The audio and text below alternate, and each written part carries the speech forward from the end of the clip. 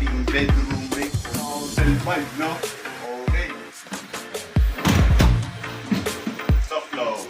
Yan, merong mga hydraulics. Okay, tapos dito.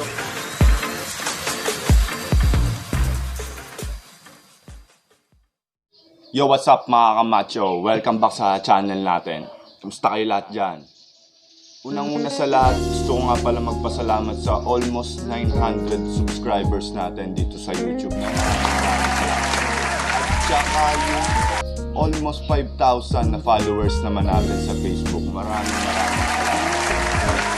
suporta sa ating mga pinagagawa. No? Mabuhay tayong lahat. 150 years. No? Maraming salamat sa inyo. So for today's video, share ko sa inyo itong project natin na TV Modular na merong office desk sa kabilang side. Tapos sa kabilang side naman is merong closet, no? Napakaangas na itong project na to, no? Yung idea naman na to galing to sa client. Nag-send siya sa akin ng drawing niya, ng sketch niya. Ito siya, oh. Tapos, syempre, nag-suggest lang tayo ng konting kakalupit naman ng project. No? Gumawa na rin tayo ng plan natin dito sa SketchUp. Tapos, upon approval sa kanya, pinareset natin sa kanya, parang render, ganon. Tapos, kung may papabago siya, madali niya na lang na ituturo kung saan part dito. Ito yung ginawa natin plan. Yan. Ayun yun. Sa kabilang side, yung drawer na may parang office na may drawer. Sa kabila naman nag-decide siya na dun yung closet niya na ilalagay. Dinimolish yon doon sa may bandang dulo doon para maitabi dun sa TV modular natin. So ayun, nagustuhan niya naman. Okay naman sa kanya yung design. Kaya execute na kagad. Ito na, ayan, approve naman sa kanya yung design na kinalabasan. Mga suggestion niya, tsaka suggestion ko, no? So ayan, ready na ba kayo? Panoorin nyo na to, no? Enjoy watching, guys.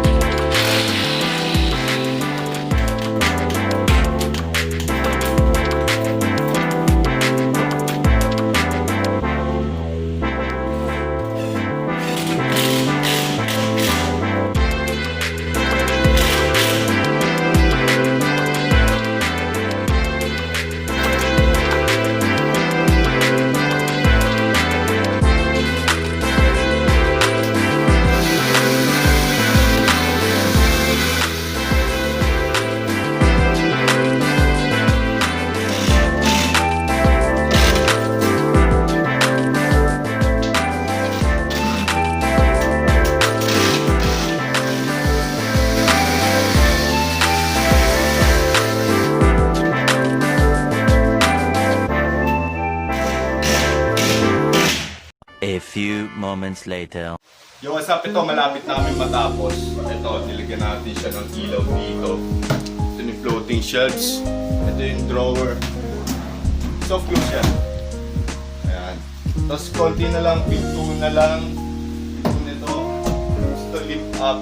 Okay lang, bumili lang si Kevin ng electrical tape para maayos natin yung mga wiring natin. Tayin lang natin siya. Tapos na ito, patapos na. Ito, electrician muna ulit tayo, no? Lalagyan natin dito ng outlet sa likod ng TV para naman hindi nagkalat yung mga wire. Mamaya nakita nyo kanina nung wala pa itong clading, yung cable management niya nasa likod lahat ng mga wire. Tapos ito, lalagay muna natin ito. Tapos yung ilaw sa taas, dito na natin lalagay yung switch kasi hindi naman natin kaya na skill natin yung dito natin isi-switch sa mga main switch yung ilaw nito ng mga yan. So dito na natin siya ilalagay. Okay, let's go.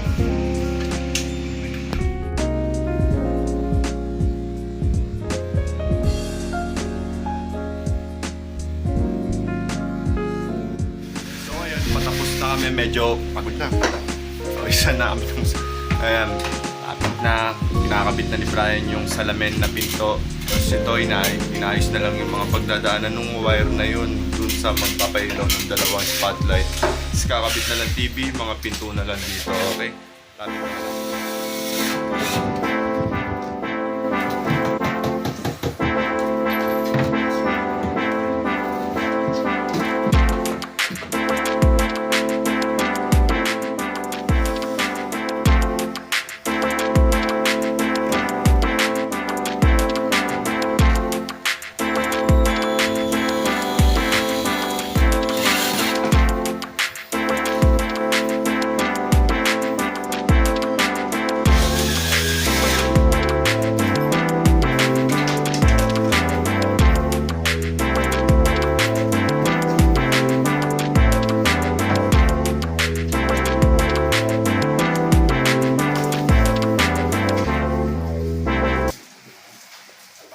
Yo, what's up? Ayan, tapos na kami. Linis na lang. Nililinis na lang yung mga area na may mga, syempre, alam nyo na may mga likabok, mga pinagbarenahan. Ayan, punas-punas na lang ng pinto. Tapos na. Oh, pang ginagawa niya ni Brian, ha? Hindi, kinabit lang yung shelves. Tapos na yan, mga tol. Ligpitin lang natin yung mga gamit. Tapos, explain ko na sa inyo yung bawat area. Pakita ko na sa inyo yung lahat ng parts niya.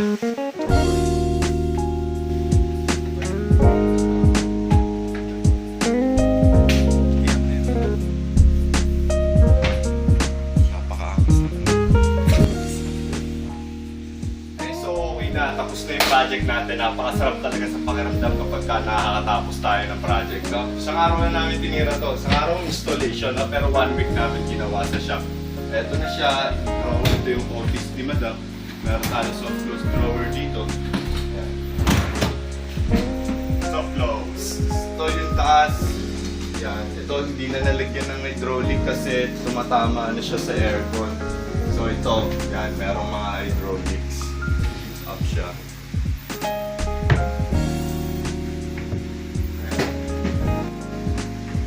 Okay, tapos dito may lalagay siya dito na hindi ko lang alam. Tapos mga hotel vibes ng mga natin na walang handle yung mga cabinet natin panalo. Dito puro storage to lahat, puro pinto yan. Tapos tinabi na rin nag-decide si Madam na dito na itabi yung closet niya, no? Ito meron pang dito. Dito puro hangeran lang. Ayan. So isang side salamin, no?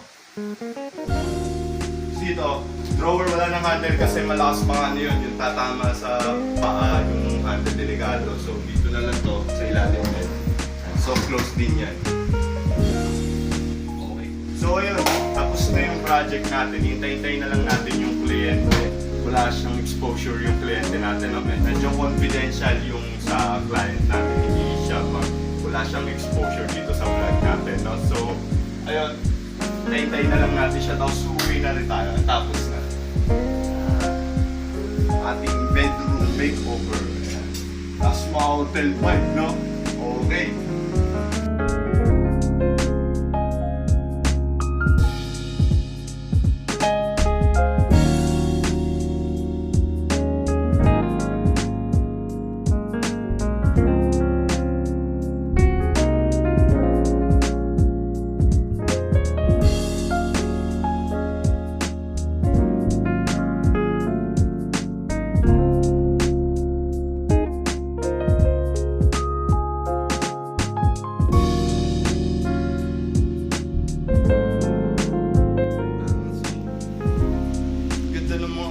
combination niya, na kulay niya. Siyempre yung client naman yung nag-decide niyang kulay na yan, na-credit sa client yan.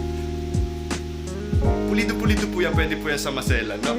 Ay nga pala, kung gusto niyo pala makita yung mga sample ng mga gawa natin, visit kayo doon sa page natin, doon sa Facebook page natin na Macho Woodworks din. Ito yan, lalagay ko sa description yung link, click nyo na lang yon, tapos check nyo doon yung raw picture nitong project na to, tsaka yung mga iba pa namin mga ginagawang project, no? So yun lang muna for today's video. Sana nag-enjoy kayo sa panonood, no? Maraming salamat kasi tinapos mo hanggang dulo. Again, kung hindi ka pa nagsusubscribe, tol, please subscribe ka naman. Subscribe ka sa channel natin. Pinutin mo yung subscribe button tsaka yung bell button para updated ka sa mga bagong upload natin. Hindi ka nahuhuli, di ba? So yun lang muna ngayon, no? Yun lang muna for today's video. Kita-kita ulit tayo next week. Thank you for watching, guys, and see you next time. Paalam!